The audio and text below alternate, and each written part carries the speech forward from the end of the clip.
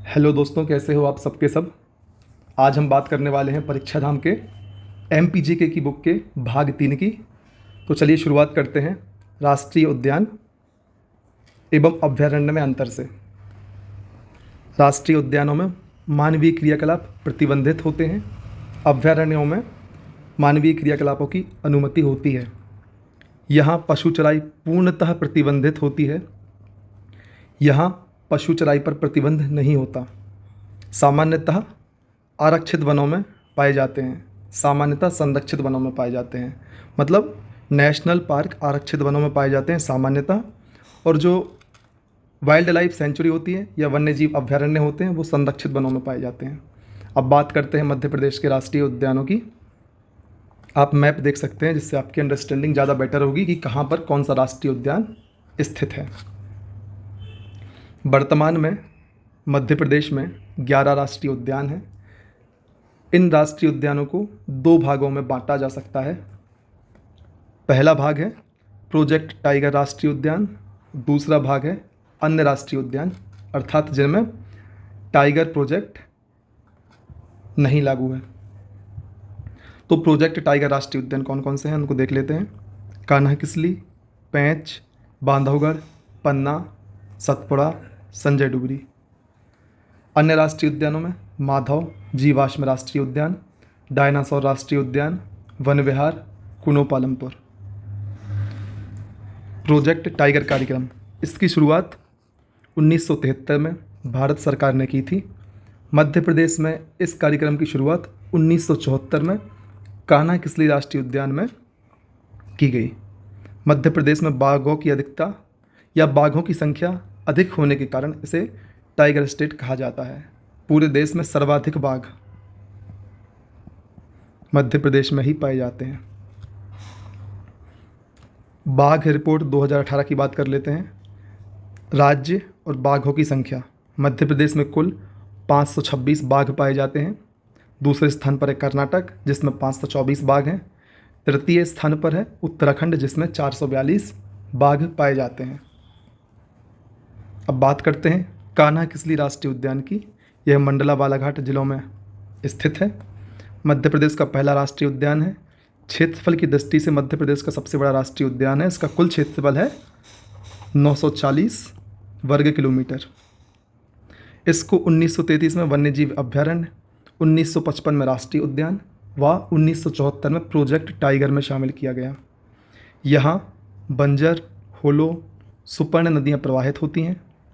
विश्व बैंक की सहायता से पार्क इंटरप्रिटेशन योजना चल रही है जिसमें पन्ना, बांधवगढ़, कान्हा-किसली के मध्य जंगल गलियारा का निर्माण किया जाएगा। मध्य प्रदेश का पहला राष्ट्रीय उद्यान जहाँ पर हवाई पट्टी की सुविधा उपलब्ध है वह है कान्हा-किसली राष्ट्रीय उद्यान। ब्रैडरी प्रजाति का बारहसिंगा केवल इसी राष्ट्रीय उद्यान में पाया जाता है। सर्वाधिक बाघ इसी राष्ट्रीय उद्यान में पाए जाते हैं। भारत का एकमात्र राष्ट्रीय उद्यान जिसका अपना शुभंकर 2017 में जारी किया। शुभंकर का नाम है भूरादा बारहसिंघा। इसके डिज़ाइन करता है रोहन चक्रवर्ती। इस राष्ट्रीय उद्यान में भूरा सिंह प्ले स्कूल प्रस्तावित है।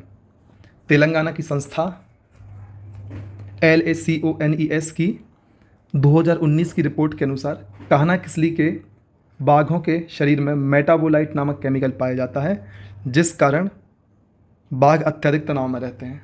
बाघों के तनाव का कारण क्या है? मेटाबोलाइट नामक केमिकल। अब बात करते हैं माधव राष्ट्रीय उद्यान शिवपुरी की। दोस्तों 1958 में इसको राष्ट्रीय उद्यान का दर्जा दिया गया। यह राष्ट्रीय उद्यान NH-46 राजमार्ग पर स्थित है। यहाँ पर सांख्य सागर, जाधव सागर, माधव सागर झील स्थित हैं। यहाँ पहाड़ी की चोटी पर भव्य जॉर्ज कैसल भवन स्थित है। जॉर्ज कैसल भवन का निर्माण जॉर्ज पंचम एवं मेरी के स्वागत के लिए 2011 में किया गया था, लेकिन किसी कारणवश उनका आगमन नहीं हुआ। इस राष्ट्रीय उद्यान में मनिहारी नदी प्रवाहित होती है। सर्वाधिक तेंदुआ माधव राष्ट्रीय उद्यान में पाए जाते हैं। तो दोस्तों सर्वाधिक बाघ पाए जाते थे कान्हा-किसली राष्ट्रीय उद्यान में और सर्वाधिक तेंदुआ पाए जाते हैं माधव राष्ट्रीय उद्यान में। अब बात करते हैं बांधवगढ़ राष्ट्रीय उद्यान की। यह उमरिया जिले में स्थित है। इस राष्ट्रीय उद्यान की स्थापना 1968 में की गई थी व वर्ष 1993 में इसे टाइगर प्रोजेक्ट में सम्मिलित किया गया। इस राष्ट्रीय उद्यान की ऐतिहासिकता शिव पुराण में वर्णित है। 32 पहाड़ियों से घिरा राष्ट्रीय उद्यान है बांधवगढ़ राष्ट्रीय उद्यान।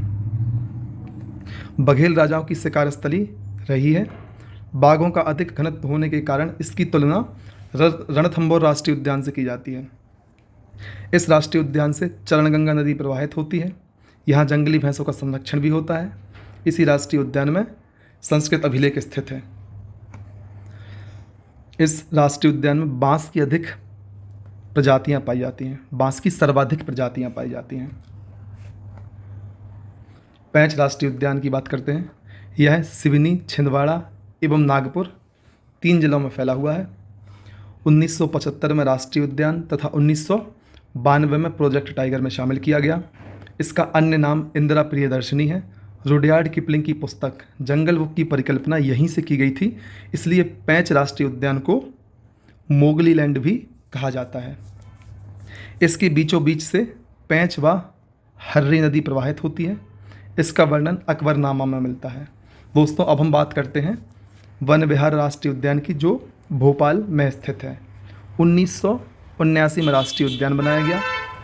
नगरीय क्षेत्र के बीचों बीच एकमात्र राष्ट्रीय उद्यान है। प्रथम सर्प उद्यान यहीं पर स्थित है या यहीं स्थापित किया गया। इसको आधुनिक चिड़ियाघर भी कहा जाता है। ISO 9001 2008 अवार्ड प्राप्त करने वाला पहला राष्ट्रीय उद्यान है। यहाँ बर्ड इंटरप्रिटेशन पार्क स्थित है, जिसमें पक्षियों को गोद लेने की योजना प्रारंभ की गई है। पन्ना राष्ट्रीय उद्यान, यह मध्य प्रदेश के पन्ना एवं छतरपुर जिले में स्थित है। 1981 में इसे राष्ट्रीय उद्यान का दर्जा दिया गया एवं 1994 में इसे टाइगर प्रोजेक्ट में शामिल किया गया। इसे भारत के राष्ट्रीय उद्यानों का रत्न भी कहा जाता है। तो पन्ना राष्ट्रीय उद्यान को राष्ट्रीय उद्यानों का रत्न कहा जाता है, नेशनल पार्क का रत्न भी कहा जाता है। चिंकारा की अधिकता के कारण इसकी तुलना सरिस्का राष्ट्रीय उद्यान से की जाती है। इसको भारत सरकार के पर्यटन मंत्रालय से 2017 में सर्वश्रेष्ठ राष्ट्रीय उद्यान का पुरस्कार मिला। यहाँ पांडव जलप्रपात स्थित है। इसके बीचों बीच से केन नदी प्रवाहित होती है। रेप्टाइल पार्क पन्ना राष्ट्रीय उद्यान में ही स्थित है। जंगली भैंसें सर्वाधिक मात्रा में पाई जाती हैं पन्ना राष्ट्रीय उद्यान में। यहाँ गिद्ध पुनर्वास केंद्र स्थित है। दोस्तों, अब कंफ्यूजिंग पॉइंट्स की हम बात कर लेते हैं। पेंच नेशनल पार्क की स्थापना विकिपीडिया के अनुसार 1975 में, जबकि ऑफिशियल वेबसाइट penchtiger.com.in में 1983 दी गई है। वन विहार नेशनल पार्क की स्थापना विकिपीडिया के अनुसार 1979, जबकि ऑफिशियल वेबसाइट वनविहार.org में 26 जनवरी 1983 का उल्लेख है। संजय डुबरी नेशनल पार्क की स्थापना विकिपीडिया के अनुसार 1983, जबकि सीधी जिले की वेबसाइट cd.nic.in में 1975 है।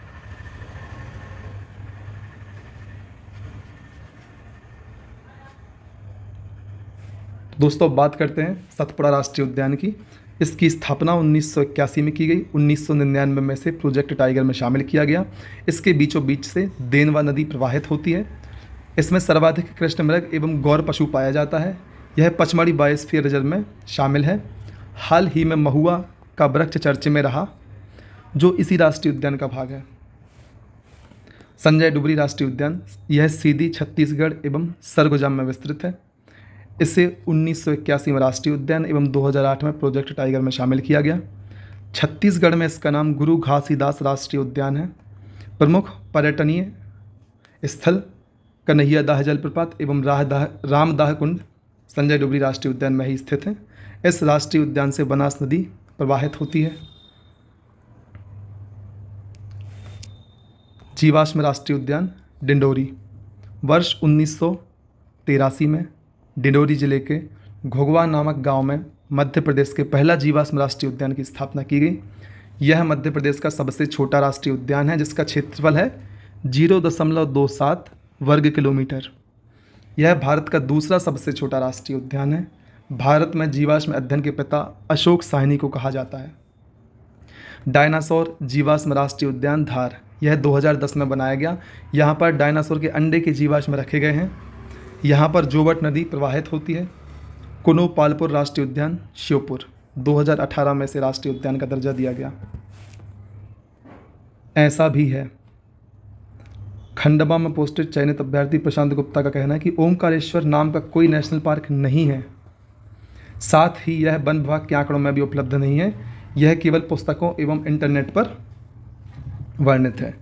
समाचार के पन्नों से कुछ करंट अफेयर की न्यूज़। हाल ही में कुनो पालपुर राष्ट्रीय उद्यान में चिंटू चीता नामक शुभंकर जारी किया है। मध्य प्रदेश के वन्य जीव अभ्यारण्य। चंबल घड़ियाल अभ्यारण्य मुरैना में स्थित है। घाटी गांव अभ्यारण्य ग्वालियर में है। करेरा शिवपुरी में है। केन घड़ियाल छतरपुर में है। गंगयू पन्ना में है। बगदरा सीधी में है। सोन घड़ियाल सीधी शहडोल में है। फेन अभ्यारण्य मंडला में है। रानी दुर्गावती दमोह में है। नौरादेही सागर में है। कालीभीत बैतूल में है। मड़ई होशंगाबाद में है। सुरमानिया खंडवा में है। रालामंडल इंदौर में है। कट्ठीवाड़ा अलीराजपुर में है। मयूर अभ्यारण्य धार में है। सैलाना अभ्यारण्य रतलाम में है। कामधेनु अभ्यारण्य आगर में है और नरसिंहगढ़ अभ्यारण्य राजगढ़ में स्थित है। विशेष जंतुओं के संरक्षण के लिए अभ्यारण्य। खरम और पक्षी के संरक्षण के लिए मध्य प्रदेश में 2 अभ्यारण्य हैं। एक है सरदारपुरा धार में और दूसरा है सैलाना रतलाम में। सोन चिड़ैया के संरक्षण के लिए भी 2 अभ्यारण्य बनाए गए हैं। पहला घाटी गांव ग्वालियर, दूसरा करेरा शिवपुरी। घड़ियाल संरक्षण के लिए 3 अभ्यारण्य की व्यवस्था की गई है। चंबल अभ्यारण्य मुरैना में है। केन अभ्यारण्य छतरपुर एवं पन्ना में है एवं सोन अभ्यारण्य सीधी व शहडोल में है। मध्य प्रदेश के प्रमुख अभ्यारण्य, उनका स्थान और स्थापित वर्ष। खिवनी अभ्यारण्य देवास एवं सीहोर में है। इसकी स्थापना 1955 में की गई थी। नरसिंहगढ़ या रॉक अभ्यारण्य राजगढ़ जिले में स्थित है। इसकी स्थापना 1974 में की गई थी। सोन घड़ियाल अभ्यारण्य यह सीधी शहडोल जिले में स्थित है। 1974 में इसकी स्थापना की गई थी। रातापानी जो कि मध्य प्रदेश का पहला टाइगर प्रोजेक्ट प्रस्तावित अभ्यारण्य है, यह रायसेन जिले में स्थित है। इसकी स्थापना 1976 में की गई थी। बोरी अभ्यारण्य यहाँ सर्वाधिक सागौन पाया जाता है। यह होशंगाबाद जिले में स्थित है। 1977 में इसकी स्थापना की गई थी। चंबल घड़ियाल अभ्यारण्य, इसको देवरी घड़ियाल अभ्यारण्य के नाम से भी जानते हैं, मुरैना जिले में स्थित। 1978 में इसकी स्थापना की गई थी। बगदरा अभ्यारण्य यह सीधी जिले में स्थित है। 1978 में इसकी स्थापना की गई थी। गंगयू अभ्यारण्य पन्ना जिले में है। 1979 में स्थापना। करेरा अभ्यारण्य शिवपुरी में है। 1981 में स्थापना। केन घड़ियाल अभ्यारण्य पन्ना छतरपुर में है। 1981 में इसकी स्थापना। कुनो पालपुर अभ्यारण्य राष्ट्रीय उद्यान हेतु यह प्रस्तावित है। यह शिवपुर जिले में है। 1981 में इसकी स्थापना की गई थी। घाटी गांव अभ्यारण्य ग्वालियर जिले में स्थित है। 1981 में स्थापना। गांधी सागर अभ्यारण्य गिद्ध संरक्षण परियोजना प्रस्तावित है यहाँ पर। यह मंदसौर जिले में स्थित है और 1981 में इसकी स्थापना की गई थी। फैन अभ्यारण्य मंडला जिले में स्थित है। 1983 में इसकी स्थापना की गई थी। पनपठा अभ्यारण्य शहडोल जिले में स्थित है। 1983 में स्थापित। सैलाना अभ्यारण्य मध्य प्रदेश का दूसरा सबसे छोटा अभ्यारण्य है जो कि रतलाम जिले में स्थित है और 1983 में इसकी स्थापना की गई थी। सरदारपुरा अभ्यारण्य ये दूधराज पक्षी के लिए प्रसिद्ध है, धार जिले में स्थित है एवं 1983 में इसकी स्थापना की गई थी। नौरादेही अभ्यारण्य मध्य प्रदेश का सबसे बड़ा अभ्यारण्य है। देश में लुप्त चीते की प्रजातियों की पुनर्स्थापना नौरादेही में की जा रही है। यह सागर जिले में स्थित है और स्थापना हुई थी 1984 में। रालामंडल सबसे छोटा अभ्यारण्य है मध्य प्रदेश का, इंदौर जिले में स्थित है और 1989 में इसकी स्थापना हुई थी। ओरछा अभ्यारण्य निवाड़ी जिले में स्थित है। 1994 में इसकी स्थापना हुई थी। दुर्गावती अभ्यारण्य दमोह जिले में स्थित है। 1997 में इसकी स्थापना हुई थी। कामधेनु गो अभ्यारण्य भारत का पहला अभ्यारण्य है, आगरमालवा में स्थित है और 2012 में इसकी स्थापना हुई थी। मानधाता अभ्यारण्य खंडवा जिले में स्थित है। 2016 में स्थापना हुई थी। खंडवा जिले में ही सुरमानिया अभ्यारण्य है, इसकी स्थापना भी 2016 में ही हुई थी। कट्ठीवाड़ा अभ्यारण्य अलीराजपुर जिले में 2016 में स्थापित। कालीभीत अभ्यारण्य भालू के लिए प्रसिद्ध है, बैतूल जिले में 2016 में स्थापित। सुरमैनिया अभ्यारण्य हम पहले बात कर चुके हैं, खंडवा जिले में स्थित, 2016 में स्थापित। दोस्तों अब मध्य प्रदेश में कुछ प्रस्तावित वन्यजीव अभ्यारण्य हैं जिनकी हम चर्चा कर लेते हैं। महात्मा गांधी अभ्यारण्य बुरहानपुर में प्रस्तावित। अहिल्याबाई होलकर अभ्यारण्य इंदौर में। माधवराव सिंधिया अभ्यारण्य श्योपुर में। सरदार वल्लभ भाई पटेल अभयारण्य सीहोर में, इंदिरा गांधी अभयारण्य नरसिंहपुर, राजा दलपत शाह अभयारण्य मंडला, जमुना देवी अभयारण्य धार, राजेंद्र प्रसाद अभयारण्य हरदा, ओमकारेश्वर अभयारण्य खंडवा, राघोगढ़ अभयारण्य गुना, भीमराव अंबेडकर अभयारण्य सागर। मध्य प्रदेश के जैव मंडल आरक्षित क्षेत्र पचमढ़ी 1999 होशंगाबाद में स्थित है। सतपुड़ा राष्ट्रीय उद्यान एवं बोरी घाटी अभयारण्य इसमें शामिल हैं। 2009 में यूनेस्को की सूची में शामिल किया गया। बड़ी गिलहरी व उड़ने वाली गिलहरी यहाँ पर पाई जाती है। अमरकंटक अचानक मार 2005 मध्य प्रदेश एवं छत्तीसगढ़ में फैला हुआ है। यहाँ सारस क्रेन पाए जाते हैं। 2012 में यूनेस्को की सूची में शामिल किया गया। पन्ना जैव मंडल आरक्षित क्षेत्र यह 2011 में घोषित हुआ था। पन्ना एवं छतरपुर जिले में स्थित है। केन नदी इसके बीचों बीच गुजरती है। इसके अंतर्गत गंगेऊ अभयारण्य, केन अभयारण्य व पन्ना राष्ट्रीय उद्यान शामिल हैं। 2020 में पन्ना जैव मंडल को यूनेस्को की सूची में शामिल किया गया। एग्जाम प्रीमियर लीग EPL की बात करते हैं। सबसे बड़ा अभयारण्य नौरादेही सागर में स्थित है। इसका क्षेत्रफल है 1194.670 वर्ग किलोमीटर। यहाँ पर चीता पुनर्वास केंद्र है और यहाँ नामीबिया देश से अफ्रीकन चीता लाने की योजना प्रस्तावित है। सबसे छोटा अभयारण्य है राला मंडल इंदौर। इसका क्षेत्रफल है 2.340 वर्ग किलोमीटर। पालपुर कुनो अभयारण्य श्योपुर में गिर राष्ट्रीय उद्यान गुजरात के एशियाई शेरों को बसाए जाने की योजना प्रस्तावित है। मध्य प्रदेश का पहला वन्य जीव जागरूकता केंद्र राला मंडल इंदौर में स्थापित किया गया है। भारत का सबसे बड़ा घड़ियाल केंद्र चंबल मुरैना में है। यहाँ पर डॉल्फिन का संरक्षण किया जाता है। White tiger safari Mukundpur Satna में, इसका उद्घाटन 3 अप्रैल 2016 को हुआ। यहाँ सफ़ेद शेरों को बसाया गया है। राष्ट्रीय उद्यानों में सर्वाधिक संख्या में पाए जाने वाला पशु चीतल है। विश्व में प्रोजेक्ट टाइगर के जन्मदाता गैनी मैनफोल्ड को कहा जाता है। भारत में प्रोजेक्ट टाइगर के जन्मदाता कैलाश सांख्याल को कहा जाता है। जंगल गलियारा योजना के तहत कान्हा किसली व बांधवगढ़ को जोड़े जाने का प्रस्ताव है। गिद्ध जनगणना 2021 के अनुसार प्रदेश में 9,408 गिद्ध पाए जाते हैं। पन्ना जिले में सर्वाधिक गिद्ध 981 पाए जाते हैं। परीक्षा उपयोगी तथ्य एवं मुद्दे। वन संबंधित अधिनियम, भारतीय वन अधिनियम 1927, भारतीय वन्य जीव अधिनियम 1972, भारतीय वन संरक्षण अधिनियम 1980, भारतीय पर्यावरण संरक्षण अधिनियम 1986, भारतीय जैव विविधता संरक्षण अधिनियम 2002। मध्य प्रदेश के राष्ट्रीय उद्यान एवं उनसे गुजरने वाली नदियाँ। दोस्तों, पन्ना राष्ट्रीय उद्यान से केन नदी गुजरती है। कान्हा राष्ट्रीय उद्यान से बंजर एवं हालोन नदी गुजरती है। बांधवगढ़ राष्ट्रीय उद्यान से चरण गंगा नदी गुजरती है। मांडव राष्ट्रीय उद्यान से मनिहारी नदी गुजरती है। सतपुड़ा राष्ट्रीय उद्यान से देनवा नदी गुजरती है। पेंच राष्ट्रीय उद्यान से पेंच एवं कान्हन नदी गुजरती है। डायनासोर जीवाश्म उद्यान से जोगट नदी गुजरती है। चिंटू चीता। अफ्रीकन चीतों के लिए श्योपुर जिले में स्थित कुनो पालपुर राष्ट्रीय उद्यान में जुलाई 2021 में चिंटू चीता नामक शुभंकर जारी किया गया। कहाँ पर किया गया? कुनो पालपुर राष्ट्रीय उद्यान में। मोगली उत्सव। स्थानीय लोगों के अनुसार मोगली सिवनी जिले के आमोदगढ़ में पाया गया था, इसलिए मोगली उत्सव पेंच राष्ट्रीय उद्यान सिवनी में 2004 से मनाया जा रहा है। Mukundpur white tiger safari. Madhya Pradesh के सतना जिले के मुकुंदपुर में भारत की प्रथम व्हाइट टाइगर सफारी स्थापित की गई है। इसकी स्थापना 3 अप्रैल 2016 में की गई थी। इसका नाम Maharaja Martand Singh white tiger safari रखा गया है। मध्य प्रदेश में पर्यावरण से संबंधित प्रथम बायोस्फीयर रिजर्व पचमढ़ी, प्रथम जीवाश्म राष्ट्रीय उद्यान डिंडोरी, प्रथम टाइगर प्रोजेक्ट कान्हा किसली राष्ट्रीय उद्यान मंडला में, प्रथम राष्ट्रीय उद्यान कान्हा किसली, प्रथम आर्द्र भूमि या रामसर क्षेत्र भोजताल। रोहन चक्रवर्ती एक प्रसिद्ध पर्यावरण कार्टूनिस्ट हैं। कान्हा राष्ट्रीय उद्यान का शुभंकर भूरा द बारहसिंगा के डिज़ाइनर रोहन चक्रवर्ती ही हैं। इन्हें WWF इंटरनेशनल प्रेसिडेंट अवार्ड 2017 में प्राप्त हुआ था। रोहन चक्रवर्ती ग्रीन ह्यूमर नामक पत्रिका में कार्टूनिस्ट के रूप में काम करते हैं या कार्यरत हैं। देवरी इको घड़ियाल केंद्र, यह मुरैना जिले में चंबल नदी पर स्थित है। यहाँ घड़ियाल के साथ साथ बटागोर कछुओं का संरक्षण प्राकृतिक रूप से किया जा रहा है। इंदौर रीजनल पार्क, मध्य प्रदेश का अटल बिहारी वाजपेयी पार्क इंदौर में स्थित है। यह इंदौर रीजनल पार्क और पिपल्या पार्क के नाम से जाना जाता है। इसकी स्थापना 2003 में की गई थी। चौसिंगा, मध्य प्रदेश में चौसिंगा कान्हा एवं पेंच राष्ट्रीय उद्यान में पाया जाता है। यह मृगों की टेट्रासरस दुर्लभ प्रजाति है।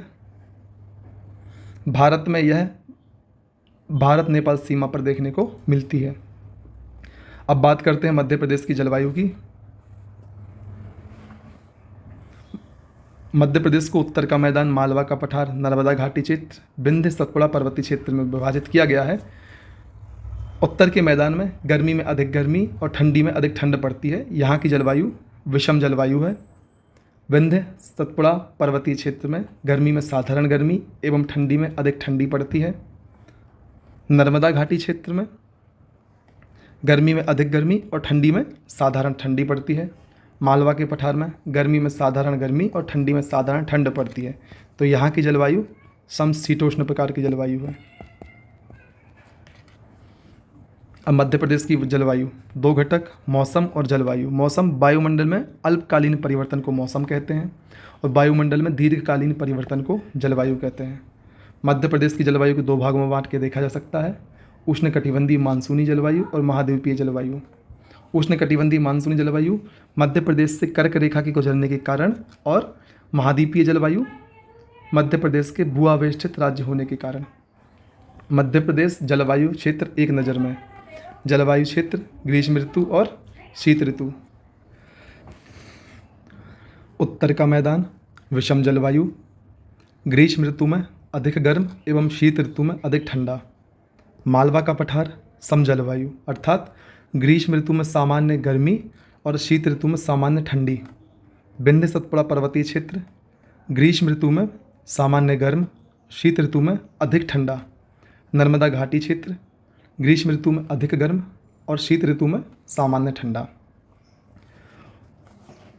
उत्तर का मैदानी क्षेत्र समुद्र से दूर स्थित होने के कारण उत्तर के मैदानी क्षेत्र की जलवायु महाद्वीपीय प्रकार की है, जिस कारण यहाँ ग्रीष्म ऋतु में अधिक गर्म तथा शीत ऋतु अधिक ठंडी होती है। गर्मियों में उत्तर के मैदानी क्षेत्रों का औसत तापमान 40 से 45 डिग्री सेंटीग्रेड तथा शीत ऋतु में 15 डिग्री सेंटीग्रेड से 18 डिग्री सेंटीग्रेड के मध्य होता है। शिवपुरी, ग्वालियर, गुना, भिंड, मुरैना इस क्षेत्र के प्रमुख शहर हैं। मालवा का पठार सम जलवायु होने के कारण मालवा क्षेत्र में ग्रीष्म ऋतु ना तो अधिक गर्म होती है और ना ही शीत ऋतु में अधिक ठंडी होती है। मालवा क्षेत्र का औसत तापमान गर्मियों में 38 से लेकर 40 डिग्री सेंटीग्रेड के मध्य तथा सर्दियों में 20 डिग्री सेंटीग्रेड से 25 डिग्री सेंटीग्रेड के मध्य रहता है। चीनी यात्री फाहियान ने मालवा की जलवायु को विश्व की सर्वश्रेष्ठ जलवायु कहा है। इंदौर, देवास, उज्जैन, सीहोर, रतलाम आदि इस क्षेत्र के प्रमुख शहर हैं। आदर्श जलवायु के कारण मालवा मध्य प्रदेश का सर्वाधिक विकसित क्षेत्र है। विंध्य सतपुड़ा पर्वतीय क्षेत्र विंध्य पर्वतीय क्षेत्र में ग्रीष्म ऋतु सामान्य गर्म एवं शीत ऋतु अधिक ठंडी होती है। इस क्षेत्र का औसत तापमान गर्मियों में 35 से 38 डिग्री सेंटीग्रेड और सर्दियों में 15 से 20 डिग्री सेंटीग्रेड के मध्य रहता है। मध्य प्रदेश के पचमढ़ी एवं अमरकंटक इसी पर्वतीय क्षेत्र के अंतर्गत आते हैं। नर्मदा घाटी क्षेत्र कर्क रेखा के समीप स्थित होने के कारण नर्मदा घाटी क्षेत्र में ग्रीष्म ऋतु में अधिक गर्मी किंतु शीत ऋतु में सामान्य ठंडी रहती है। इस क्षेत्र का औसत तापमान गर्मियों में 38 से 40 डिग्री सेंटीग्रेड और सर्दियों में 15 से 20 डिग्री सेंटीग्रेड होता है। होशंगाबाद, जबलपुर, हरदा, नरसिंहपुर, खंडवा जिला इस क्षेत्र के प्रमुख शहर हैं। मध्य प्रदेश में वर्षा मध्य प्रदेश में वर्षा अरब सागर और बंगाल की खाड़ी दोनों से प्राप्त होती है। मध्य प्रदेश के उत्तर पश्चिमी भाग में वर्षा ऋतु के दौरान सबसे कम वर्षा होती है। मध्य प्रदेश में पूर्वी भाग में अधिक वर्षा होती है। मध्य प्रदेश में वर्षा दक्षिण पूर्व से उत्तर पश्चिम की ओर जाने पर कम होती जाती है। मध्य प्रदेश में औसत वर्षा 112 सेंटीमीटर होती है। मध्य प्रदेश में न्यूनतम वर्षा वाला स्थान गोहद जिला भिंड है। मध्य प्रदेश में सर्वाधिक वर्षा वाला स्थान पचमढ़ी होशंगाबाद में स्थित है। मध्य प्रदेश में सर्वाधिक औसत वर्षा वाला जिला है बालाघाट और न्यूनतम औसत वर्षा वाला जिला है भिंड। आइसोथर्मल लाइन, जिसको समताप रेखा भी कहते हैं, 21 डिग्री सेंटीग्रेड की समताप रेखा राज्य को उत्तर व दक्षिणी दो भागों में विभाजित करती है शीत ऋतु में। आइसो हाइट लाइन, इसको हम समवर्षा रेखा भी कहते हैं। 75 सेंटीमीटर की आइसो हाइट रेखा मध्य प्रदेश को पूर्वी व पश्चिमी भागों में विभाजित करती है। वर्षा की परिवर्तनीयता, औसत वर्षा से कम या अधिक वर्षा का होना वर्षा की परिवर्तनीयता कहलाता है। इसको प्रतिशत में मापा जाता है। मध्य प्रदेश में दक्षिण से उत्तर एवं पूर्व से पश्चिम जाने पर वर्षा की परिवर्तनीयता बढ़ती जाती है। कट्टीवाड़ा, पचमढ़ी और अमरकंटक क्षेत्र में वर्षा, अरब सागर शाखा से होने वाली वर्षा दक्षिण से उत्तर की ओर घटती चली जाती है, क्योंकि दक्षिण भारत की चोटियाँ अधिक ऊंची हैं, अतः पश्चिमी घाट के दक्षिणी भाग में अधिक वर्षा होती है। इसके बाद कुछ हवाएं ताप्ती, नर्मदा गैप से आकर कट्टीवाड़ा, पचमढ़ी और अमरकंटक क्षेत्रों में वर्षा करवाती हैं। मध्य प्रदेश मौसम कैलेंडर, माह और स्थिति। जनवरी में न्यूनतम तापमान, फरवरी में पश्चिमी विक्षोभ, मार्च में सर्वाधिक तापांतर, अप्रैल में लू एवं प्री मानसून, मई में सर्वाधिक गर्म महीना लू भी चलती है, जून में ग्रीष्मकालीन मानसून, जुलाई ग्रीष्मकालीन मानसून, अगस्त में भी ग्रीष्मकालीन मानसून, सितंबर में ग्रीष्मकालीन मानसून एवं द्वितीय गर्मी, अक्टूबर पूरा द्वितीय गर्मी, नवंबर में मावट जिसको हल्की वर्षा भी कहते हैं, दिसंबर में भी मावट हल्की वर्षा होती है। मध्य प्रदेश में तापमान, वार्षिक औसत तापमान 33 डिग्री सेल्सियस है। गर्मियों में औसत तापमान 42 डिग्री सेल्सियस है। शीत ऋतु में औसत तापमान 18 डिग्री सेल्सियस है। प्रदेश में सर्वाधिक तापमान मई माह में होता है, न्यूनतम तापमान जनवरी माह में होता है, सर्वाधिक तापांतर मार्च माह में रहता है। सर्वाधिक औसत तापमान वाला स्थान है गंजवा सौदा, 48.9 डिग्री सेल्सियस 1995 में रिकॉर्ड किया गया, एवं खजुराहो में 49.2 डिग्री सेल्सियस 2018 में रिकॉर्ड किया गया। न्यूनतम औसत तापमान वाला स्थान है शिवपुरी। मध्य प्रदेश ऋतु वेधशाला इंदौर में स्थित है।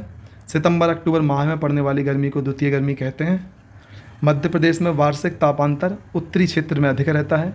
मध्य प्रदेश में ग्रीष्म ऋतु में औसत तापमान दक्षिण से उत्तर की ओर बढ़ता है। मध्य प्रदेश की ऋतुएं ग्रीष्मकालीन, वर्षाकालीन और शीतकालीन। ग्रीष्मकालीन, इस ऋतु को प्रदेश में यूनाला के नाम से जाना जाता है। इसका प्रारंभ मार्च के मध्य में होता है और समाप्ति जुलाई और जून में होती है। प्री मानसून अप्रैल मई, लू मई माह में चलने वाली गर्म हवाओं को कहा जाता है। अब वर्षाकालीन ऋतु, इस ऋतु को चौमासे के नाम से जाना जाता है। इसका प्रारंभ जून जुलाई में होता है, समाप्ति सितंबर में होती है। बंगाल की खाड़ी और अरब सागर दोनों शाखाओं से ही वर्षा होती है। अब बात करते हैं शीतकालीन ऋतु की। इस ऋतु को प्रदेश में सियाल के नाम से भी जाना जाता है। इसका प्रारंभ अक्टूबर में एवं समाप्ति मार्च में होती है। शीत ऋतु में हल्की वर्षा को मावट कहा जाता है। मध्य प्रदेश के पश्चिमी विक्षोभ का प्रभाव दिसंबर जनवरी माह में उत्तरी मैदान में देखने को मिलता है। भारतीय परंपरा के अनुसार मध्य प्रदेश में 6 ऋतुएं होती हैं। वसंत ऋतु मार्च अप्रैल, ग्रीष्म ऋतु मई जून, वर्षा ऋतु जुलाई अगस्त, शरद ऋतु सितंबर अक्टूबर, हेमंत ऋतु नवंबर दिसंबर, शिशिर ऋतु जनवरी फरवरी। मध्य प्रदेश में पश्चिमी विक्षोभ, शीतकाल में मध्य प्रदेश के उत्तरी पश्चिमी मैदानी भागों में होने वाली हल्की वर्षा को पश्चिमी विक्षोभ कहा जाता है। यह वर्षा रबी की फसल जैसे गेहूँ, सरसों, चना आदि के लिए लाभदायक होती है। मध्य प्रदेश में मानसून, मध्य प्रदेश में शीतकालीन मानसून। मध्य प्रदेश में नवंबर दिसंबर में हल्की बारिश का होना शीतकालीन मानसून कहलाता है। यह मानसून गेहूं, चना, सरसों, मटर आदि रबी की फसलों के लिए लाभदायक होता है। मध्य प्रदेश में ग्रीष्मकालीन मानसून, मध्य प्रदेश में जून जुलाई में बारिश का होना ग्रीष्मकालीन मानसून कहलाता है। यह मानसून चावल, सोयाबीन, मक्का आदि खरीफ की फसलों के लिए लाभदायक होता है। बुंदेलखंड सूखाग्रस्त क्षेत्र, दक्षिणी पश्चिमी मानसून की बंगाल खाड़ी शाखा की पवनें जब कोलकाता से उत्तर भारत के मैदान में प्रवेश करती हैं, तब फेरल के नियम के अनुसार कोरियोलिस बल के कारण ये पवनें अपने मार्ग से दाहिनी ओर मुड़ जाती हैं, यानी हिमालय की शिवालिक श्रेणियों की तरफ अच्छी खासी वर्षा कराती हैं। इसी कारण से प्रायद्वीपीय भारत के उत्तरी भाग, उत्तर प्रदेश और मध्य प्रदेश में फैला हुआ बुंदेलखंड क्षेत्र सूखा रह जाता है। मध्य प्रदेश में वर्षा का वितरण मैप में देख लेते हैं। न्यूनतम वर्षा गोहद भिंड में होती है। औसत से कम वर्षा वाला क्षेत्र आप देख सकते हैं, ये है औसत वर्षा वाला क्षेत्र। सर्वाधिक वर्षा पचमढ़ी में होती है और इस क्षेत्र में औसत से अधिक वर्षा होती है। पूरब से पश्चिम की ओर जाने पर वर्षा की मात्रा में कमी आती है और दक्षिण से उत्तर की ओर जाने पर भी वर्षा की मात्रा कम होती जाती है। इसका यदि उल्टा करेंगे पश्चिम से पूरब तो वर्षा की मात्रा बढ़ती जाती है। मौसम संबंधी अन्य शब्दावली एवं तथ्य। जंतर मंतर वेधशाला या ऋतु वेधशाला इंदौर में स्थित है। वेधशाला का निर्माण जयपुर के महाराजा सवई राजा जय सिंह ने 1719 में उज्जैन में किया था, जब वे दिल्ली के राजा मोहम्मद शाह के शासनकाल में मालवा के राज्यपाल के रूप में उज्जैन में थे। तो दोस्तों जंतर मंतर वेधशाला उज्जैन में है और ऋतु वेधशाला इंदौर में है।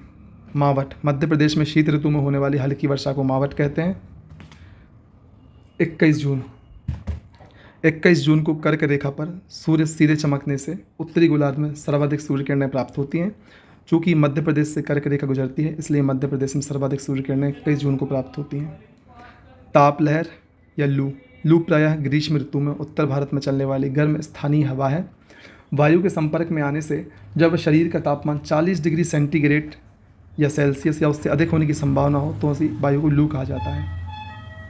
चंद्रशेखर वेधशाला इंदौर में राजा रमन्ना लेजर अनुसंधान केंद्र के समीप स्थित है। द्वितीय गर्मी सितंबर अक्टूबर माह में पड़ने वाली गर्मी को द्वितीय गर्मी कहा जाता है। दोस्तों अब हम बात करने वाले हैं मध्य प्रदेश की प्रत्येक एग्जाम की दृष्टि से बहुत ही महत्वपूर्ण टॉपिक मध्य प्रदेश की जनजातियाँ एवं प्रमुख जनजातीय व्यक्तित्व की। इसमें हम बात करेंगे जनजातियों से संबंधित सामान्य तथ्य, अत्यंत पिछड़ी जनजातियाँ कौन कौन सी हैं, प्रमुख जनजातियाँ एवं उनकी विशेषताओं की, जनजातियों की नृत्य की, उनसे संबंधित प्रमुख व्यक्तित्व की। तो दोस्तों आप ये मैप देख लीजिए। इससे यदि क्षेत्र से संबंधित प्रश्न आता है और यदि आपको आंसर नहीं पता है तो आप इस मैप के माध्यम से अनुमान लगाकर भी आंसर को टिक कर सकते हैं। उत्तरी क्षेत्र में सहरिया, खैरवार और शोर जनजाति पाई जाती है। पश्चिमी क्षेत्र में भील, बंजारा, भिलास, भिलाला, पटेलिया जनजाति पाई जाती है। मध्य भाग में गोंड एवं पारधी जनजाति पाई जाती है। दक्षिणी भाग में कोरकू और भारिया जनजाति पाई जाती है। पूर्वी क्षेत्र में कोल, पानिका, मुड़िया, उरांव एवं बैगा जनजाति पाई जाती है। अब प्रमुख बिंदु अनुसूचित जाति और अनुसूचित जनजाति। अनुसूचित जाति और जनजाति की यहाँ पर तुलना दी गई है। संविधान में परिभाषित अनुसूचित जाति अनुच्छेद 366(24) में वर्णित है, जबकि अनुसूचित जनजाति 366(25) में वर्णित है। संविधान में वर्णन अनुच्छेद 341 में SC का वर्णन है, अनुच्छेद 342 में ST का वर्णन है। मध्य प्रदेश में जनसंख्या, मध्य प्रदेश में कुल जनसंख्या के 15.6% पर SC पाए जाते हैं और 21.1% ST पाए जाते हैं कुल जनसंख्या का। सर्वाधिक जनसंख्या SC की इंदौर जिले में है, ST की धार जिले में है। न्यूनतम जनसंख्या SC की झाबुआ जिले में है एवं ST की भिंड जिले में है। मान्यता प्राप्त कुल जातियाँ, मध्य प्रदेश में कुल 48 जातियों को SC दर्जा प्राप्त है एवं कुल 46 जातियों को ST दर्जा प्राप्त है। मध्य प्रदेश में जनसंख्या के आधार पर जनजातियों का क्रम है, भील सबसे ज़्यादा हैं, उसके बाद गोंड, उसके बाद कोल। मध्य प्रदेश में 1995 में अनुसूचित जाति और अनुसूचित जनजाति आयोग का गठन किया गया था। मध्य प्रदेश में जनजाति से संबंधित संग्रहालय राज्य जनजाति संग्रहालय भोपाल, बादल भुई आदिवासी संग्रहालय छिंदवाड़ा, आदिवर्त जनजाति संग्रहालय खजुराहो।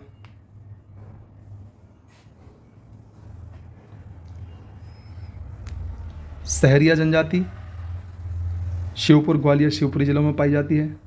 खैरवार जनजाति पन्ना, छतरपुर जिलों में पाई जाती है। कोल जनजाति सीधी, शहडोल जिलों में पाई जाती है। सौर जनजाति कैमूर पहाड़ियों पर पाई जाती है।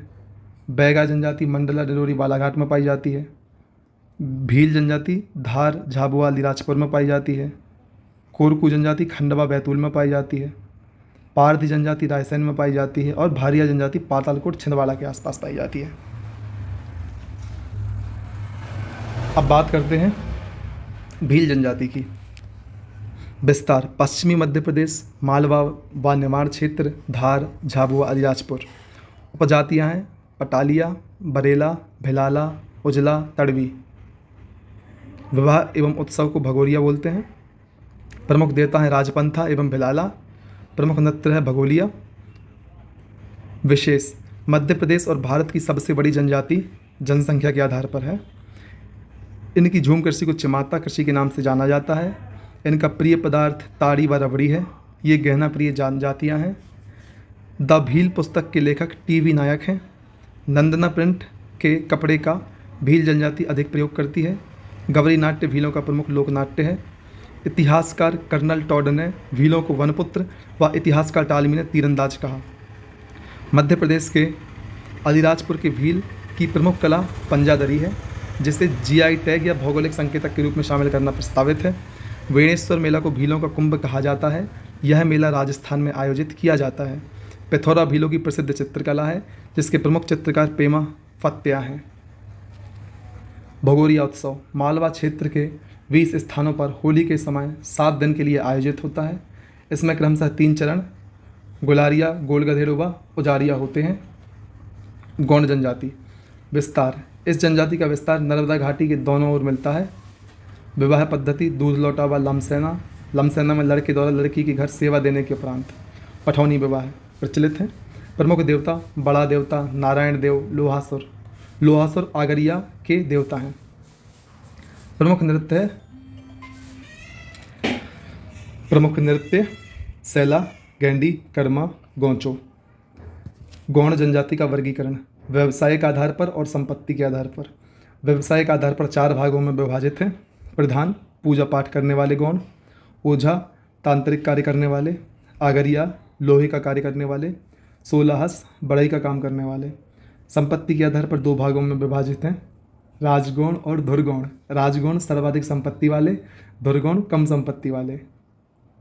विशेष गौण मध्य प्रदेश की दूसरी सबसे बड़ी जनजाति है।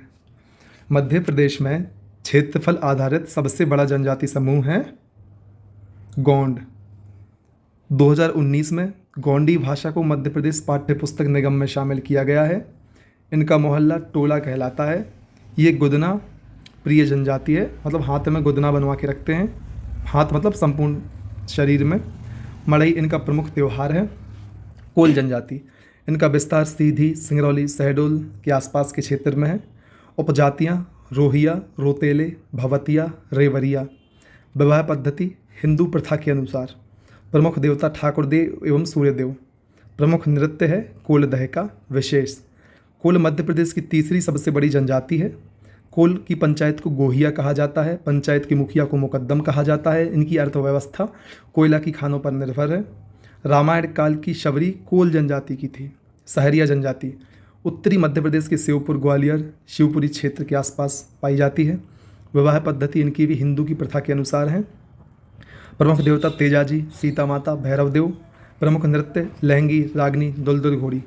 विशेष, सहरिया सर्वाधिक कुपोषित जनजाति है, इसलिए मध्य प्रदेश का शिवपुर सहरिया जनजाति बाहुल्य जिला को भारत का इथोपिया कहा जाता है। इनका घर या मोहल्ला सहराना व गांव सरहोल कहलाता है। सहरिया जनजाति के गांव के मुखिया को कोतवार कहा जाता है या कोतवाल कहा जाता है। सहरिया जनजाति में लड़की का जन्म होना शुभ माना जाता है। भारत का इथोपिया, सहरिया सर्वाधिक कुपोषित जनजाति है, इसलिए मध्य प्रदेश का शिवपुर भारत का इथोपिया कहलाता है, क्योंकि यह सहरिया जनजाति बाहुल्य जिला है। भारिया जनजाति विस्तार पातालकोट, कुल 12 गांव, जिला छिंदवाड़ा। उपजाति भूमिया और भुईहरा। विवाह पद्धति लमसेना और दूध लौटावा। प्रमुख देवता बूढ़ा देव एवं नागदेव। प्रमुख नृत्य भड़म सैतम। बादल भुई आदिवासी संग्रहालय। 1954 में ट्राइबल म्यूजियम छिंदवाड़ा की स्थापना की गई थी। 1997 में इसका नाम बदलकर बादल भुई आदिवासी संग्रहालय कर दिया गया। इस संग्रहालय में भारिया जनजाति से संबंधित महत्वपूर्ण विवरण देखने को मिलता है। बैगा भारिया जनजाति के भोजन की बात कर लें तो सुबह का भोजन बासी कहलाता है, दोपहर का भोजन पेज कहलाता है, शाम का भोजन ब्यारू कहलाता है। बैगा जनजाति का विस्तार मंडला, बालाघाट एवं डिंडोरी जिलों में है। उपजातियाँ रायमैना, काठमैना, नरोतिया, भरोतिया। विवाह पद्धति है लमसेना। प्रमुख नृत्य है परधौनी, कर्मा, सजनी दीवानी और बिलमा नृत्य। कर्मा नृत्य को गिनीज बुक रिकॉर्ड में शामिल किया गया है। विशेष, वैगा जनजाति की झूम कृषि दाहिया अथवा बेवर कहलाती है। द वैगा पुस्तक के लेखक वेरियर एलेविन हैं। इनके गांव को पूर्वा कहा जाता है। इनकी पंचायत का मुखिया मुकद्दम कहलाता है। वैगा जनजाति के देवता ठाकुर देव, बूढ़ा देव, दूल्हा देव। ठाकुर देव गांव षष्ठी की रक्षा करने वाले देवता हैं। बूढ़ा देव पीढ़ियों की रक्षा करने वाले देवता हैं। दूल्हा देव बीमारियों से रक्षा करने वाले देवता हैं। समाचार के पन्नों से आदिम जाति कल्याण विभाग का नाम अब जनजातीय कार्य विभाग होगा। 15 नवंबर को प्रतिवर्ष जनजातीय गौरव दिवस मनाया जाएगा। मुड़िया जनजाति मध्य प्रदेश व छत्तीसगढ़ की सीमा में पाई जाने वाली जनजाति है। इसका प्रमुख नृत्य गौर है। गौर नृत्य को बैरियर एलेविन ने सर्वश्रेष्ठ नृत्य कहा है। मुड़िया एंड देयर घोटल पुस्तक के लेखक बैरियर एलेविन है। युवाग्रह यह प्रथा आदिवासियों की समृद्ध परंपरा का एक रूप है। इसके सदस्य अविवाहित युवक युवतियाँ होते हैं। इस संस्था के द्वारा इन्हें अपनी प्रथा, रीति रिवाज व संस्कृति की शिक्षा दी जाती है। प्रमुख जनजातियों के युवाग्रह घोटुल या चेलिक मोटियारी मुड़िया जनजाति का युवाग्रह है। रंगबंग भारिया जनजाति का युवाग्रह है। घूमकुरिया उरांव जनजाति का युवाग्रह है। अब बात करते हैं कोरकू जनजाति की। कोरकू जनजाति को 3 भागों में राजकोरकू, पाथरिया एवं मोबासी में विभाजित किया गया है। राजकोरकू धनाढ्य वर्ग के अंतर्गत आता है। पाथरिया मजदूर वर्ग एवं मोबासी अपराधी वर्ग। विस्तार सतपुड़ा क्षेत्र के बैतूल, खंडवा, होशंगाबाद जिले के आसपास का क्षेत्र। इनके प्रमुख देवता मेघनाथ एवं चंद्रमा हैं। इनकी उपजातियाँ बावरिया बैतूल जिले के कोरकू, बंदोरिया पचमढ़ी जिले के कोरकू, दुलारिया हरदा खंडवा जिले के कोरकू। मतलब उपजातियों के लास्ट में रिया आ रहा है। तो किसकी उपजातियाँ हैं? कोरकू जनजाति की उपजातियाँ हैं। प्रमुख नृत्य है चटकोरा। प्रमुख पर्व या त्यौहार है झंडा या मेघनाथ, होली के समय मनाया जाता है। खम्ब स्वांग इनका प्रसिद्ध नाट्य है। सिडोली प्रथा यह कोरकू जनजाति का एक मृतक संस्कार है, जिसमें मृतक की याद में लकड़ी का स्तंभ गाड़ते हैं। मेघनाथ उत्सव के बारे में चर्चा कर लेते हैं दोस्तों। यह उत्सव सतपुड़ा क्षेत्र के छिंदवाड़ा, बैतूल और होशंगाबाद जिलों में मनाया जाता है। यह पर्व होली के 1 दिन बाद से प्रारंभ होकर 15 दिन तक अलग अलग स्थानों पर होता है। इसे झंडा या खम्बा स्वांग नाट्य के नाम से भी जाना जाता है। पारधी जनजाति पारधी जनजाति रायसेन भोपाल क्षेत्र में निवासरत है। इसकी उपजातियां हैं बहेलिया, टांकिया, टाकनकर और लंगोटी। लंगोटी पारधी चंडी देवी की आराधना करते हैं। यह जनजाति बादशाह अकबर के समय की शिकारी जनजाति है। पारधी जनजाति वन्य प्राणियों के शिकार, अन्य अपराधों के लिए अधिक जानी जाती है, किंतु वर्तमान में ऐसा नहीं है। ये पहले जानी जाती थी शिकार एवं अपराधों के लिए, किंतु वर्तमान में स्थिति सुधर गई है। पानिका जनजाति अनूपपुर, शहडोल और उमरिया क्षेत्र में निवासरत है। यह कबीर के पंथी या अनुयायी हैं। इनकी अर्थव्यवस्था कपड़ा बुनाई पर निर्भर है। बंजारा जनजाति यह घुमंतू जनजाति है। विशेषतः मध्य प्रदेश की सीमा पर पाई जाने वाली जनजाति है। इसके प्रमुख नृत्य तलवार, कालवेलिया, मछली एवं तांडा हैं। कंघी का आविष्कार का श्रेय बंजारा जनजाति को दिया जाता है। यह सर्वाधिक श्रृंगार प्रिय जनजाति है दोस्तों। मछली नृत्य बंजारा जनजाति का प्रमुख नृत्य है। यह धार्मिक नृत्य है जो हर्षोल्लास से शुरू होता है लेकिन दुख के साथ समाप्त होता है। यह नृत्य मध्य प्रदेश राजस्थान सीमा क्षेत्र में अधिक प्रचलित है। उरांव जनजाति दोस्तों, यहाँ PDF थोड़ा ठीक नहीं बना है। क्षेत्र मध्य प्रदेश एवं छत्तीसगढ़ की सीमा, मंडला डिंडोरी के आसपास का क्षेत्र। उरांव जनजाति का अन्य नाम है कुरुख। प्रमुख नृत्य है सरहुल। इनके मुखिया को कहते हैं महतो। विशेष इनके पूजा स्थल को बगिया एवं युवा ग्रह को घुमकुरिया कहते हैं। दोस्तों अब बात करते हैं बिंझावर जनजाति की। बैगा जनजाति का विकसित वर्ग है बिंझावर। बिंझावर बैगा जनजाति की एक उपजाति है। बैगा जनजाति की अन्य उपजातियां नरोतिया, भरोतिया, नाहर, काठमैना आदि हैं। कोरबा एक कोल जनजाति की उपजाति है। यह मध्य प्रदेश और छत्तीसगढ़ की सीमा पर निवासरत है। कोरवा जनजाति की पंचायत मेयाणी कहलाती है। हलवा जनजाति, हलवा जनजाति बालाघाट, मंडला, डिंडोरी क्षेत्र में निवासरत है। कुंवार जनजाति, कुंवार जनजाति सीधी शहडोल क्षेत्र में निवासरत है।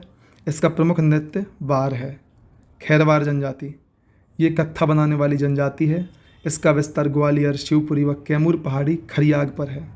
शोर जनजाति, इसका विस्तार टीकमगढ़, छतरपुर, शिवपुरी, सागर, शिवपुर पर है।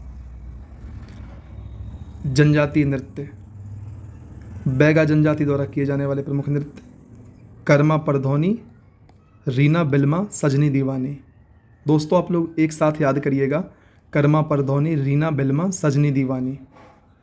ये सारे के सारे नृत्य मंडला एवं बालाघाट क्षेत्र के आसपास किए जाते हैं। सजनी दीवानी डिंडोरी में भी किया जाता है। कोरकू जनजाति के प्रमुख नृत्य हैं चटकोरा, ढांडल एवं गदली। चटकोरा बैतूल होशंगाबाद क्षेत्र के आसपास, ढांडल भी बैतूल होशंगाबाद क्षेत्र के आसपास और गदली नृत्य भी बैतूल, छिंदवाड़ा और खंडवा के आसपास क्षेत्र में किया जाता है। भारिया जनजाति भड़म एवं सैतम इसके नृत्य हैं। ये दोनों नृत्य छिंदवाड़ा एवं जबलपुर क्षेत्र के आसपास किए जाते हैं। मुड़िया जनजाति के प्रमुख नृत्य हैं गौड़ एवं पंडवानी। ये अनूपपुर एवं शहडोल जिलों में किए जाते हैं। गौड़ जनजाति के प्रमुख नृत्य हैं कर्मा सैला, गेंडी, गौंचो। आपको एक साथ पढ़ के याद रखना है, कर्मा सैला, गेंडी, गौंचो। कर्मा मंडला बालाघाट क्षेत्र में, सैला छिंदवाड़ा बालाघाट क्षेत्र में, गेंडी छिंदवाड़ा मंडला बालाघाट क्षेत्र में, गौंचो मंडला बालाघाट क्षेत्र में। सहरिया जनजाति के प्रमुख नृत्य हैं रागनी, लहंगी, दुलदुल, घोड़ी। रागनी नृत्य शिवपुर, ग्वालियर, शिवपुरी के आसपास। लहंगी नृत्य भी शिवपुर, ग्वालियर, शिवपुरी के आसपास। दुलदुल घोड़ी नृत्य ग्वालियर, शिवपुर और मुरैना के आसपास के क्षेत्र में किया जाता है। वन्या संस्थान, मध्य प्रदेश के जनजातीय कार्य विभाग ने मार्च 1980 को वन्या संस्था की स्थापना की। वन्या संस्था जनजातीय कलाकारों को प्रोत्साहन देने और उनको प्रसिद्धि दिलवाने के लिए कार्यरत है। जनजाति संबंधी सामुदायिक रेडियो केंद्र भीली सामुदायिक रेडियो केंद्र भावरा, अलीराजपुर में स्थित है। मध्य प्रदेश का पहला सामुदायिक रेडियो केंद्र है। भारिया सामुदायिक रेडियो केंद्र बिजौरी, छिंदवाड़ा में स्थित है। कोरकू सामुदायिक रेडियो केंद्र खंडवा जिले में स्थित है। सहरिया सामुदायिक रेडियो केंद्र श्योपुर जिले में स्थित है। मध्य प्रदेश जनजातीय व्यक्तित्व टंटैया भील। टंटैया भील का या टंटैया भील का जन्म 1842 में पूर्वी निमाड़ खंडवा में हुआ था। दोस्तों उस बुक में यहाँ पर मिसप्रिंट है। टंटैया भील का जन्म पूर्वी निमाड़ खंडवा में हुआ था। इनका अन्य नाम टंडरा या टांटिया था। टंटैया भील को अंग्रेज़ों द्वारा 1888 में फांसी दे दी गई। इन्हें इंडियन रॉबिन हुड भी कहा जाता है। बहुत महत्वपूर्ण प्रश्न है। इनका समाधि स्थल पाताल पानी इंदौर जिले में स्थित है। इनके सम्मान में पाताल पानी रेलवे स्टेशन का नाम बदलकर टांट्या मामा रेलवे स्टेशन कर दिया गया है। रानी कमलापति, इनका जन्म सीहोर के सलकनपुर रियासत में हुआ था। इनका विवाह गिन्नौरगढ़ के राजा निजाम शाह से हुआ था। 1702 में निजाम शाह ने कमलापति महल का निर्माण भोपाल तालाब के किनारे करवाया था। मध्य प्रदेश का world class railway station Habibganj Bhopal की अंतिम गौंड शासिका रानी कमलापति के नाम से जाना जाएगा। यह घोषणा 15 नवंबर 2021 में की गई। पेमा फत्या भील अलीराजपुर जिले में पेमा फत्या पिथौरा चित्रकला के श्रेष्ठ चित्रकार थे। इनका निधन 2020 में हो गया है। भूरीबाई, इनका जन्म झाबुआ जिले के पिटोला गांव में हुआ था। यह भीली चित्रकला के लिए प्रसिद्ध हैं। इन्हें 26 जनवरी 2021 को पद्मश्री पुरस्कार से सम्मानित किया गया है। भीमा नायक, इनका जन्म 1840 में पश्चिमी निमाड़ खरगोन में हुआ था। दोस्तों पूर्वी निमाड़ खंडवा को कहते हैं और पश्चिमी निमाड़ खरगोन को कहते हैं। 1857 में भीमा नायक ने सेंधवा बड़वानी से विद्रोह किया। भीमा नायक को बाद में अंग्रेज़ों ने गिरफ्तार करके जेल में डाल दिया। अंडमान निकोबार में इन्हें फांसी दे दी गई। ख्वाजा नायक, इनका जन्म 1830 में निमाड़ में हुआ था। ख्वाजा नायक ने अंग्रेज़ों की नौकरी छोड़कर भीमा नायक के साथ भीलों की टोली को संगठित किया। ख्वाजा नायक और भीमा की जोड़ी ने 1857 की क्रांति में अंग्रेज़ों के विरुद्ध युद्ध छेड़ा। कर्नल आउटरम ने ख्वाजा को बंदी बनाकर हत्या करवा दी। रानी दुर्गावती। रानी दुर्गावती का जन्म 5 अक्टूबर 1524 को उत्तर प्रदेश के बांदा जिले में कलिंजर के राजा कीर्ति सिंह चंदेल के यहाँ हुआ था। दुर्गा अष्टमी के दिन में जन्म होने के कारण इनका नाम दुर्गावती रखा गया। विवाह गोंड शासक दलपत शाह से हुआ। झलकारी बाई। इनका जन्म झांसी के भोजला गांव में हुआ। झलकारी बाई रानी लक्ष्मीबाई की अंगरक्षिका थी। झलकारी बाई की 14 फीट की प्रतिमा भोपाल में 2017 में स्थापित करी गई है। बादल भोई। बादल भोई का जन्म डुंगरिया जिला छिंदवाड़ा में 1845 को हुआ था। मध्य प्रदेश में बादल भोई की तरह भीमा भोई और हुल्ली भोई भी महान स्वतंत्रता सेनानी हुए। बादल भोई आदिवासी संग्रहालय छिंदवाड़ा में स्थित है। अमृतलाल विट्ठलदास ठक्कर। अमृतलाल विट्ठलदास ठक्कर गुजरात जिले के भावनगर में जन्मे। इन्हें आदिवासियों का मसीहा भी कहा जाता है। जनजातीय लोगों के उत्थान के लिए इन्होंने कार्य किया। इन्हें ठक्कर बापा के नाम से जाना जाता है। यह भारतीय संविधान सभा के सदस्य थे। वर्ष 1905 में गोपाल कृष्ण गोखले द्वारा स्थापित सर्वेंट्स ऑफ इंडिया सोसाइटी के सदस्य बने। गिरधारी बाई। गिरधारी बाई गढ़मंडला की शासिका रानी अवंतीबाई की अंगरक्षिका थीं। गिरधारी बाई की समाधि मध्य प्रदेश के मंडला जिले में स्थित है। गंजन सिंह कोरकू। 30 अगस्त 1930 में घोड़ा डोंगरी बैतूल जंगल सत्याग्रह का नेतृत्व गंजन सिंह कोरकू द्वारा किया गया। और दोस्तों तुरिया जंगल सत्याग्रह सिवनी में हुआ था। कुमारी मीना सिंह मांडवे। यह उमरिया जिले के मानपुर निर्वाचन क्षेत्र से विधायक हैं। इन्हें 2020 में आदिवासी कल्याण और अनुसूचित जाति कल्याण मंत्री बनाया गया। कांतिलाल भूरिया। कांतिलाल भूरिया का जन्म झाबुआ में 1 जून 1950 को हुआ। यह झाबुआ व रतलाम लोकसभा क्षेत्र से कांग्रेस पार्टी की तरफ से निर्वाचित हो चुके हैं। 2009 में इन्हें कैबिनेट मंत्री के रूप में शामिल किया गया था। जोधैया बाई। बैगा जनजाति की जोधैया बाई का संबंध उमरिया जिले से है। यह प्रसिद्ध आदिवासी चित्रकार हैं जिन्हें पद्मश्री सम्मान के लिए नामांकित किया गया। दोस्तों जनजातीय व्यक्तित्व से संबंधित प्रमुख प्रश्न आते हैं कि वह किस स्थान से संबंधित हैं, किस विधा से संबंधित हैं, और 2-3 पॉइंट हमें आवश्यक रूप से याद रखना है। उनका स्थान और किस विधा या किस कारण उनको प्रसिद्धि प्राप्त हुई है। फग्गन सिंह कुलस्ते। बीजेपी नेता फग्गन सिंह कुलस्ते मंडला जिले से 6 बार लोकसभा चुनाव जीत चुके हैं। वर्तमान में यह केंद्रीय इस्पात राज्य मंत्री हैं। बालेश्वर दयाल। मामा बालेश्वर दयाल का जन्म उत्तर प्रदेश के इटावा में हुआ था, लेकिन इनकी कर्मस्थली झाबुआ जिला रहा है। यह प्रसिद्ध समाजसेवी नेता थे। इन्हें भीलों का गांधी भी कहा जाता है। इनका निधन 1998 में हुआ। भज्जू सिंह श्याम। पद्मश्री से सम्मानित भज्जू सिंह श्याम प्रसिद्ध गौण चित्रकार हैं। इनका जन्म डिंडोरी जिले के पाटनगढ़ में हुआ है। पाटनगढ़ को चित्रकारों का गांव कहा जाता है। मंशू ओझा। मंशू ओझा मध्य प्रदेश के बैतूल जिले के घोड़ा डोंगरी क्षेत्र से संबंधित थे। इन्होंने 1942 में भारत छोड़ो आंदोलन में सक्रिय भूमिका निभाई। सीताराम कंवर। सीताराम कंवर निमाड़ क्षेत्र का वड़वानी जिले से संबंधित थे। इन्होंने 1857 में नर्मदा घाटी के दक्षिण में होलकर रियासत के साथ मिलकर अंग्रेजों का विद्रोह किया। अर्जुन सिंह धुर्वे। डिंडोरी जिले के अर्जुन सिंह धुर्वे को वैगा नृत्य के लिए विशेष प्रसिद्धि प्राप्त है। 2022 में पद्मश्री सम्मान से सम्मानित। दोस्तों ये है परीक्षा धाम पब्लिकेशन की MPGK की MCQ की बुक। इसको भी हम आने वाले दिनों में कंप्लीट करेंगे। आज के लिए इतना ही। यदि आपको वीडियो पसंद आया है तो वीडियो को लाइक करें, चैनल को सब्सक्राइब करें एवं अपने दोस्तों तक इस वीडियो को शेयर करें। धन्यवाद।